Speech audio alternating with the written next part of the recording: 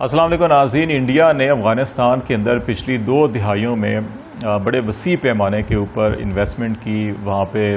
اربوں ڈالر کی سرمایہ کاری کی، پھر ان کی بہت سے جو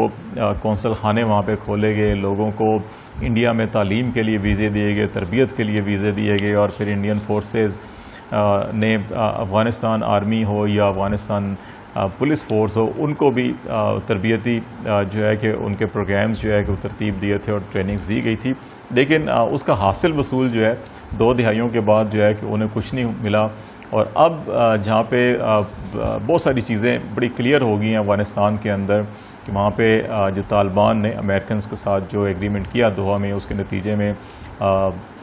انقلابی تمام اتحادی افواج کا مکمل ہو گیا، حکومت سازی کے لیے مشاورت کا عمل بھی مکمل ہو گیا، اور جمعے کی نماز کے بعد توقع کی جا رہی ہے کہ کابل میں نئی حکومت سازی کے حوالے سے اہم اعلانات بھی کر دیے جائیں گے۔ اگرچہ طالبان کی مختلف جو ان کے قیادت کے افراد ہیں، ان کا یہ کہنا ہے کہ عبوری گورنرز کا صوبوں کے اندر پولیس چیفز ہو گئے یا جو ڈسٹرکٹ لیول کے اوپر انتظامی سربراہان ہیں اور پولیس کمانڈرز ہیں، ان کی تعیناتیاں آلریڈی کر دی گئی ہیں اور انہوں نے اپنے فرائض جو ہیں وہ سنبھال لیے ہیں اور کام کرنا شروع کر دیا ہے۔ ابھی صرف جو ہے مرکز کے اندر جو حکومت سازی کا عمل ہے، اس سلسلے میں بھی تمام مشاورت جو ہے مکمل کر لی گئی ہے، ناموں کو حتمی شکل دے دی گئی ہے، کیبنٹ کے حوالے سے ذمہ داریاں کس کو کیا دی جانی ہیں، اس حوالے سے بھی مشاورت مکمل کر لی گئی ہے۔ تاہم صرف 2-3 امور جو ہیں وہ باقی رہ گئے ہیں، جن میں ایک کہ جو بھی سیاسی نظام ہوگا اس کو کیا نام دیا جائے، کیا اس کو اسلامی امارت افغانستان کا نام دیا جائے یا کچھ اور نام دیا جائے، اس کے اوپر ابھی مشاورت چل رہی ہے۔ پھر اس کے ساتھ کہ افغانستان کا قومی پرچم کیا ہونا چاہیے، اس کے اوپر جو ہے مشاورت چل رہی ہے، اس پہ ابھی تک کوئی حتمی فیصلہ نہیں ہو سکا۔ اور پھر جو افغانستان کا نیشنل اینتھم ہے، قومی ترانہ جو ہے وہ کیا ہونا چاہیے، اس کے اوپر بھی جتنے بھی فریقین ہیں جن کو سیاسی مشاورت کی گئی ہے، جن کو حکومت میں شمولیت کی دعوت دی گئی ہے، ان کے ساتھ ان 3 معاملات کے اوپر ابھی بات چیت چل رہی ہے،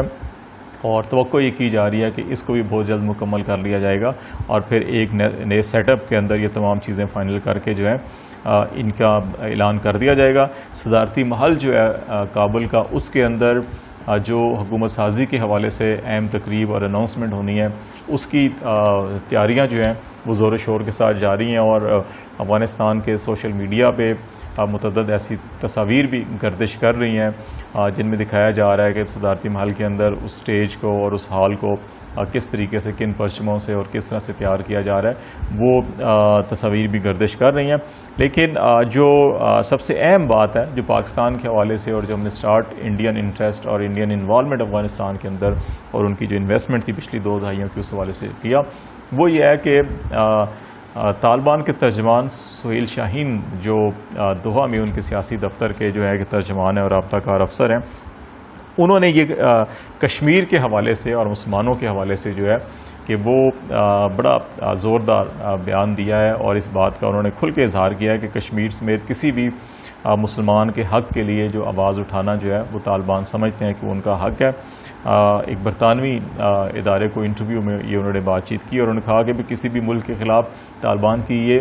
پالیسی نہیں ہے کہ وہ کسی ملک کے خلاف مسلح جدوجہد کریں یا مسلح جو ہے کہ کوئی آپریشن کی پالیسی تیار کریں اور پھر آپریشن کی طرف جائیں، جس طرح سے انڈیا کی طرف ان کے میڈیا اور ان کے بعض دانشور اور ان کے بعض حکومتی حکام جو ہیں اور وزراء ہیں وہ اس قسم کا اندیہ دے رہے ہیں جی کہ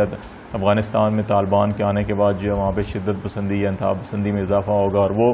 شدت پسند اور انتہا پسند جو ہے وہ پاکستان کے راستے مقبوضہ کشمیر میں آ سکتے ہیں، اور وہاں پر بھی شدت پسندی جو ہے اس کو اور دہشت گردی کے واقعات جو ہے پیدا ہو سکتے ہیں۔ تو اس قسم کے تاثر کو سہیل شاہین نے بالکل رد کیا۔ انہوں نے پہلے بھی اپنے تمام انٹرویوز میں یہ کہا کہ افغانستان کی سرزمین کسی بھی ملک کے خلاف استعمال نہیں ہونے دی جائے گی، اور بالخصوص انڈیا کے وہاں پہ جتنے بھی کونسل خانے وہاں پہ فنڈنگ کر رہے تھے، تربیت کر رہے تھے دہشت گردوں کی پاکستان کے اندر دہشت گردی کے حوالے سے، وہ بھی انہوں نے کہا جی ان کو بھی بند کیا جائے گا، اور کسی ملک کو اجازت نہیں دی جائے گی کہ افغانستان کی سرزمین استعمال کریں اور کسی بھی ملک میں امن و امان کا مسائل پیدا کریں یا دہشت گردی کے واقعات ہونے دیں۔ تو کشمیر کے حوالے سے بھی انہوں نے کہا جی کہ وہ کشمیری عوام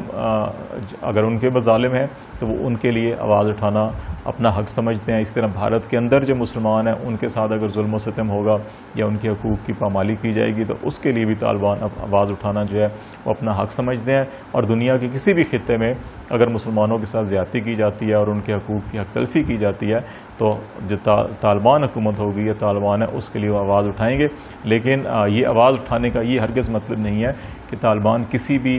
ملک کے خلاف کوئی مسلح آپریشن یا اس کی پالیسی جو ہے کہ رکھتے ہیں اور وہ اس ملک کے خلاف جو ہے کہ کوئی ایکٹیو آپریشنل رول ادا کریں گے. اس کو انہوں نے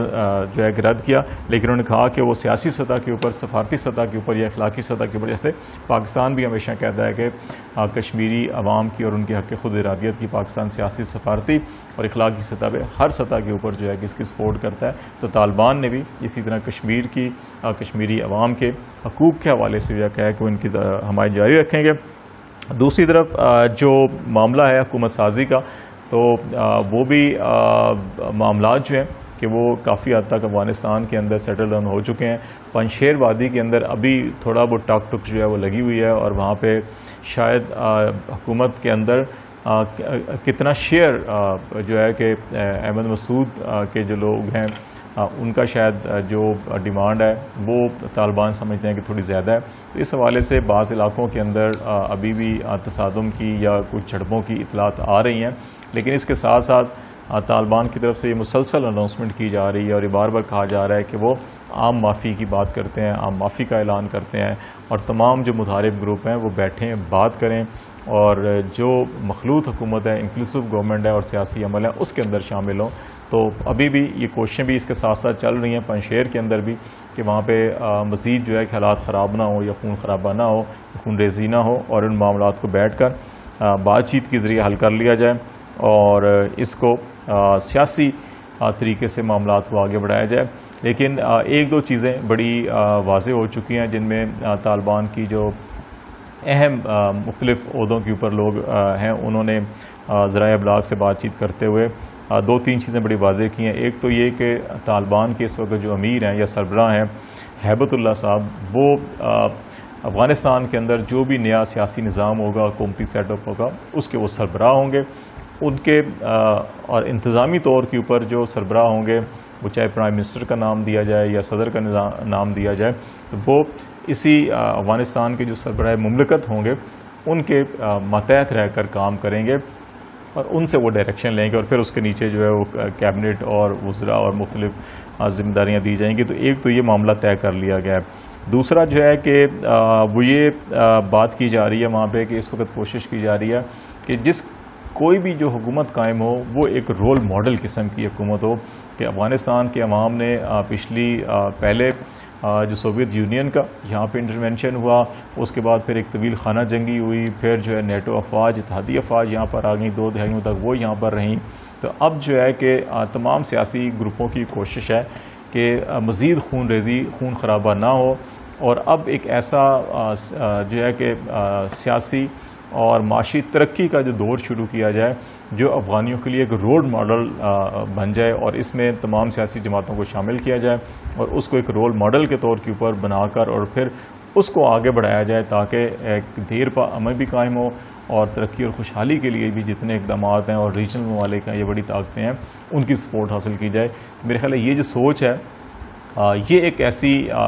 بات ہے کہ جو